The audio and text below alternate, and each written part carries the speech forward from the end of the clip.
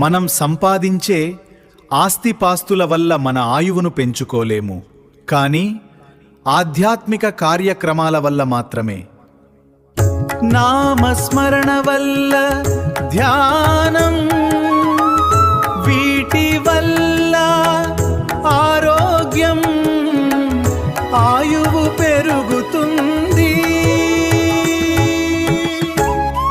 మనం సంపాదించే ఆస్తిపాస్తుల వల్ల మన ఆయువును పెంచుకోలేము, కానీ ఆధ్యాత్మిక కార్యక్రమాల వల్ల మాత్రమే.